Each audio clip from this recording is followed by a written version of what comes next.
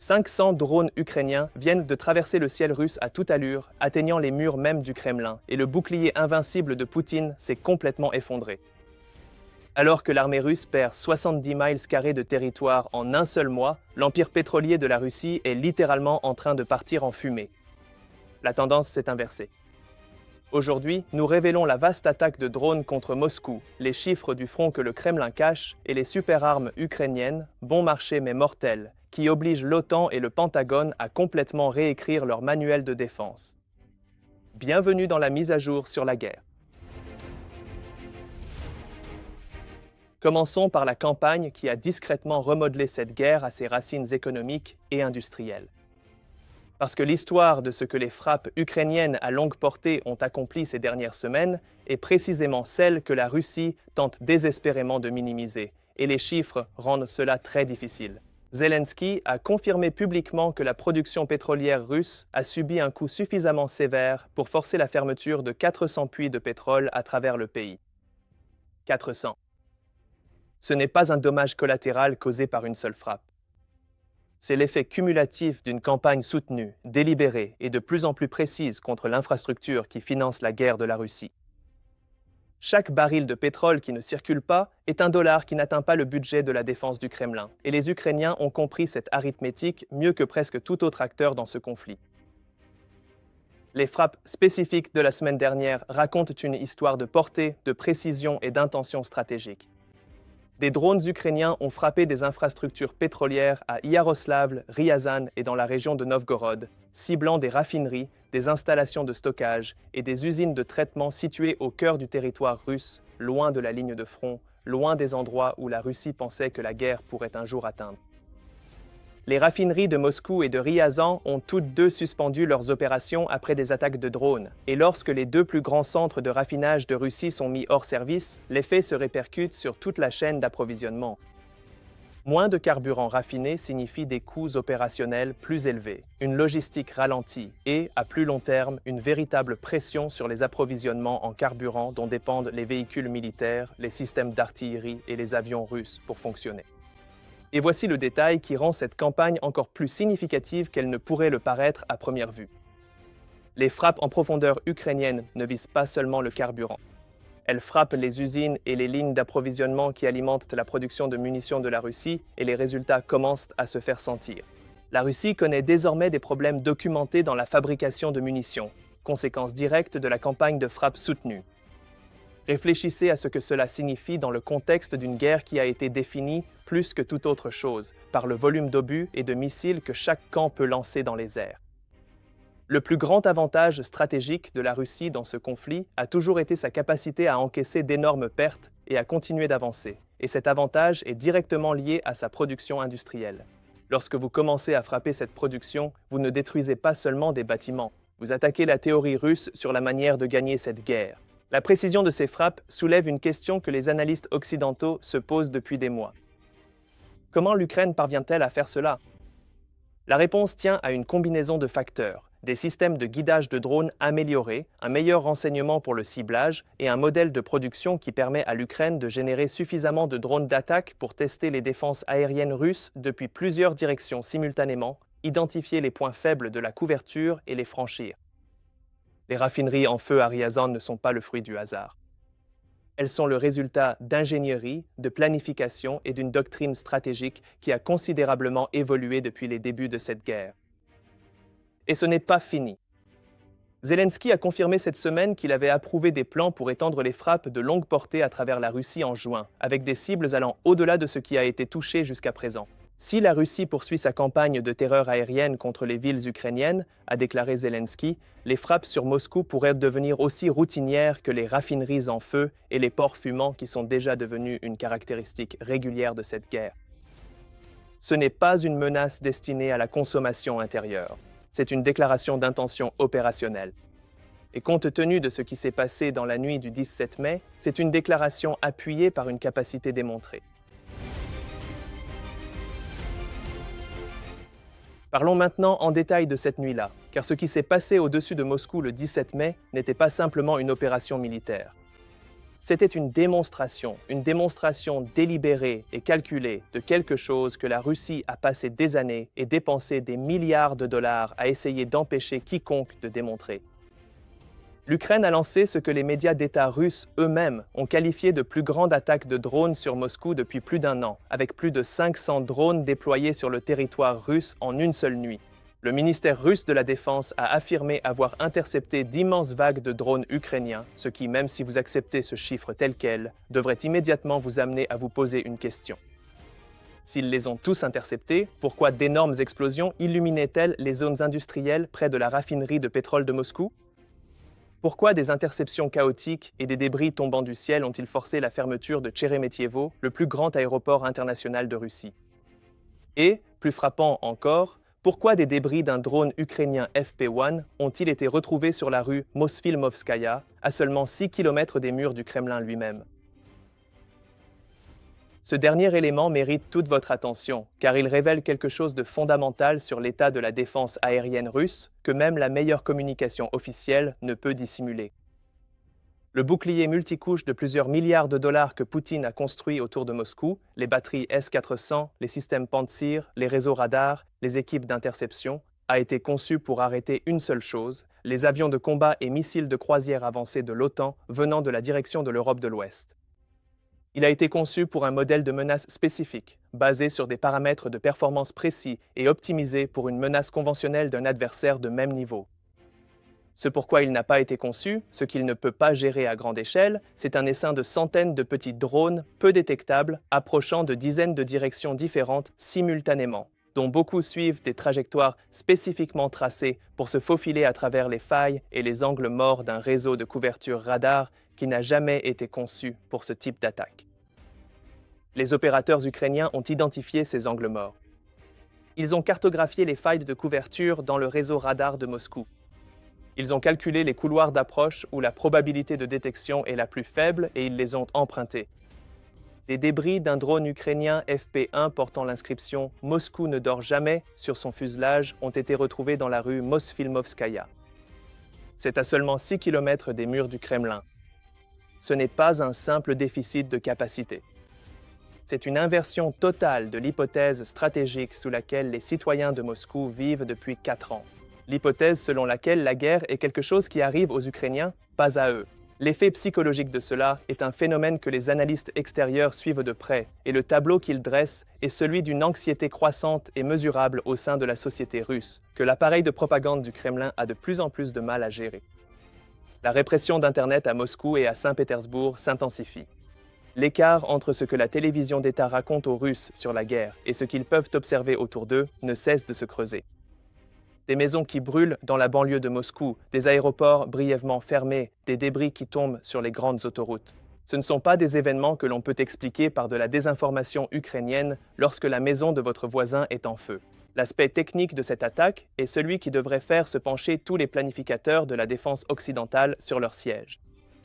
Les drones qui ont pénétré le réseau de défense aérienne de Moscou n'étaient pas des armes hypersoniques, sophistiquées développées sur des décennies avec des budgets de défense illimités. Ils ont été conçus et fabriqués dans un pays soumis à des bombardements aériens constants depuis plus de 4 ans, un pays où les usines de défense ont dû être dispersées, décentralisées et reconstruites à plusieurs reprises pour survivre précisément au type de frappe qu'ils mènent aujourd'hui contre la Russie. Le fait que cela soit possible qu'un pays luttant pour sa survie dans de telles conditions puisse produire les armes qui apparaissent aujourd'hui à 6 km du Kremlin constitue le point de données le plus important de toute cette guerre. Et cela nous amène directement au sujet dont nous devons parler ensuite. Lorsque l'armée des États-Unis a besoin d'un drone de reconnaissance pour ses forces stationnées en Europe, vers quelle technologie se tourne-t-elle? Lorsque Rheinmetall, le plus grand fournisseur de défense allemand, souhaite construire un missile de frappe à longue portée pour la Bundeswehr, avec quels ingénieurs s'associe-t-il? Et lorsque les planificateurs de la défense de l'OTAN cherchent un modèle pour la prochaine génération de défense antimissile, quel programme de développement financent-ils? La réponse, dans chacun de ces cas, c'est l'Ukraine.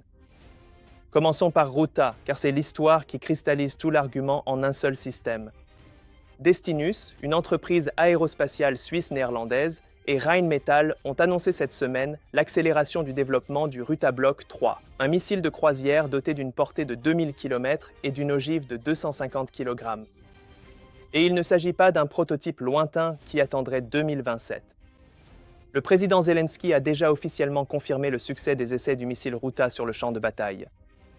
Les géants européens ont observé ce succès et ont décidé d'unir leurs forces. Désormais, Rheinmetall et Destinus accélèrent le programme Ruta-Block 3 afin de transposer cette philosophie ukrainienne de la guerre à grande échelle dans un vaste réseau de production européen distribué.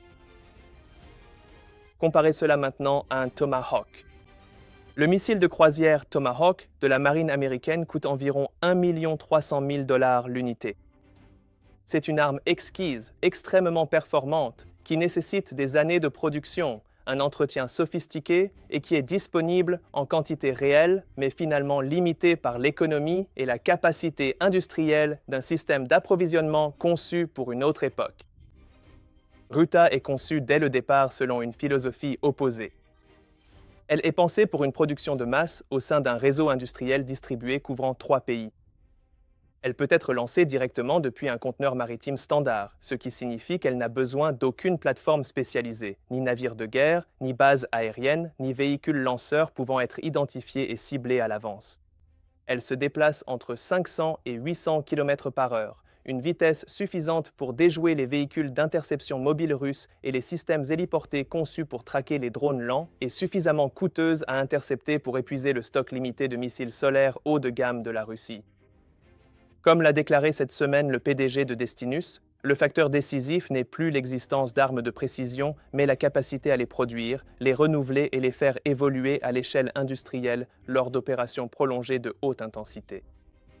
Ce n'est pas simplement une déclaration de mission d'entreprise. C'est une description directe de ce que l'Ukraine a démontré sur le champ de bataille, et cela est désormais adopté comme principe d'organisation pour la production de défense européenne. Pour comprendre pourquoi ce virage européen vers la technologie ukrainienne est si révolutionnaire, il faut se pencher sur les raisons pour lesquelles le complexe industriel de défense occidentale traditionnel n'a pas su répondre à l'urgence du moment. Pendant des décennies, l'approvisionnement de l'OTAN a été paralysé par une bureaucratie de temps de paix. Concevoir un nouveau système de missiles en Occident implique généralement 5 à 10 ans de réunions de comités, de certification de sécurité et de batailles budgétaires avant qu'un seul prototype ne voie jamais un champ de bataille. C'est un processus d'une lenteur exquise, conçu pour un monde qui n'existe plus. L'Ukraine, elle, n'a pas 10 ans devant elle.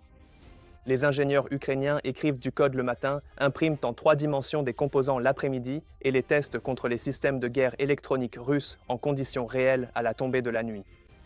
Si un design échoue, ils l'ajustent et réessaient dès le lendemain. L'Occident n'achète pas seulement du matériel ukrainien, il achète la rapidité d'innovation ukrainienne, car son propre système est fondamentalement incapable d'aller aussi vite. Le deuxième développement majeur cette semaine est la bombe guidée développée par l'Ukraine, appelée Vyriv-Nivash, ce qui se traduit approximativement par l'égaliseur. Et vu l'impact qu'elle a sur l'économie de la guerre aérienne, ce nom prend tout son sens. Il s'agit d'une bombe guidée de précision compatible avec les F-16 et les Mirage 2000 ukrainiens, dotée d'algorithmes de guidage avancés qui, selon les développeurs, offrent une précision supérieure à celle des armes comparables existantes. Elle fonctionne par tous les temps, de jour comme de nuit, et nécessite moins de 30 minutes de préparation avant le déploiement. Son coût est d'environ 1/3 de celui de la JDAM-ER américaine, l'un des kits de bombes guidées de précision les plus utilisés dans l'arsenal occidental. 1/3 du prix pour une capacité comparable, voire supérieure, développée dans un pays en guerre et certifiée par Brave One, la plateforme d'innovation de défense soutenue par l'État ukrainien. Comprenez ce que cela implique pour les discussions sur les achats d'armement au sein de l'OTAN en ce moment. Les ministères de la Défense à travers l'Europe examinent les coûts de remplacement des systèmes d'armes envoyés en Ukraine depuis 4 ans, constatent l'épuisement de leurs stocks, analysent leur budget de défense et cherchent des réponses à une question très inconfortable.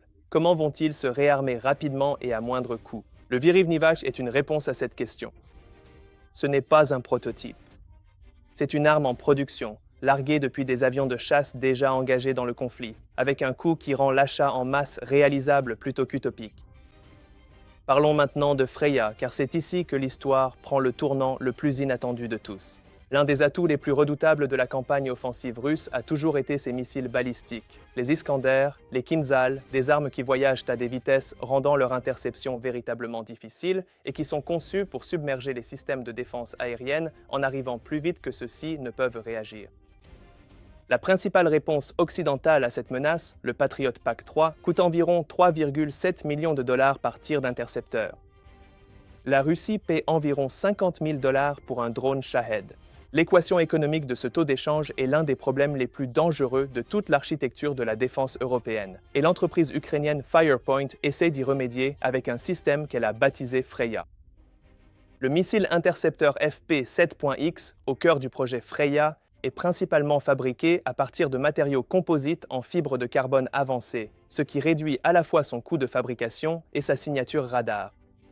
Il se déplace entre 1500 et 2000 mètres par seconde, une vitesse suffisante pour intercepter la catégorie de menace balistique pour laquelle le Patriot a été conçu. Et Fairpoint estime son coût par interception à moins d'1 million de dollars, ce qui est nettement inférieur à celui des systèmes d'interception occidentaux comparables.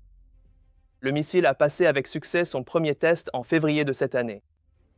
Il utilise un système de recherche infrarouge complété par une technologie de guidage semi-active provenant de Dial Defense, l'entreprise allemande à l'origine de la famille de missiles Iris-T suite à un accord de coopération signé en avril.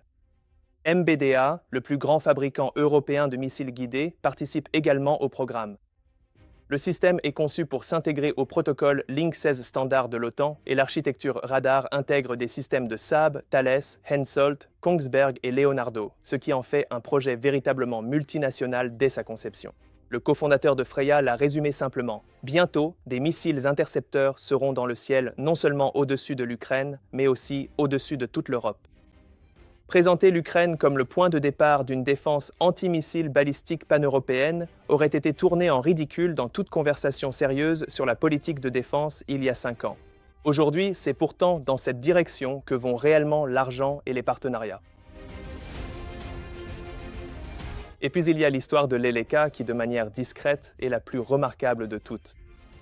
Le drone de reconnaissance ukrainien l'Eleka est en route vers l'armée américaine pour un déploiement en Europe, fabriqué par l'intermédiaire d'une filiale tchèque appelée UQAS. Relisez cela lentement.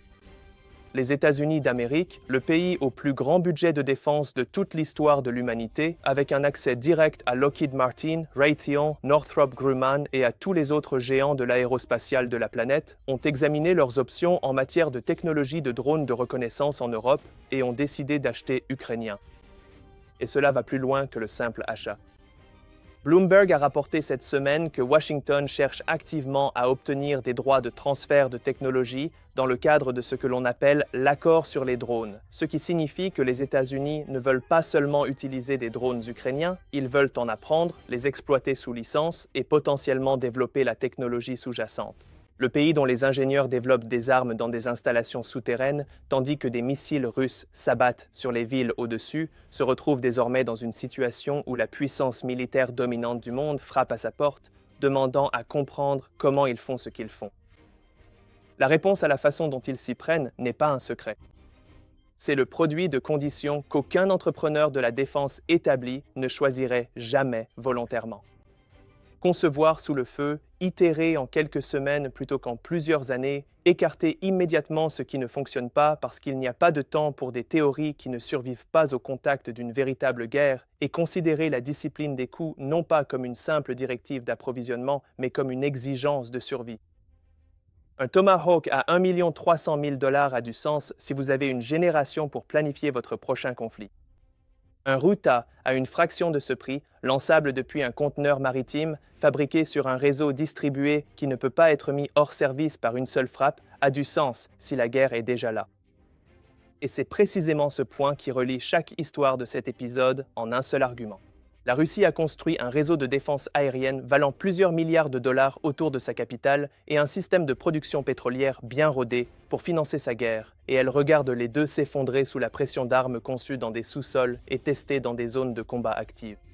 L'OTAN a passé des décennies à élaborer une doctrine basée sur des armes de précision coûteuses, sophistiquées et produites en faible quantité. et elle observe maintenant le pays qu'elle approvisionne réinventer cette doctrine en quelque chose de plus rapide, moins cher et plus évolutif que tout ce que le complexe industriel de défense traditionnel a pu produire. La question n'est pas de savoir si la technologie ukrainienne est devenue la norme mondiale pour la guerre moderne asymétrique et de haute intensité. C'est déjà le cas. La question est de savoir à quelle vitesse le reste du monde va se réorganiser autour de ce constat. Si vous avez apprécié cet épisode, partagez-le avec vos amis et vos proches. N'oubliez pas d'aimer cette vidéo et de vous abonner à notre chaîne. Nous nous retrouverons la prochaine fois avec d'autres actualités passionnantes.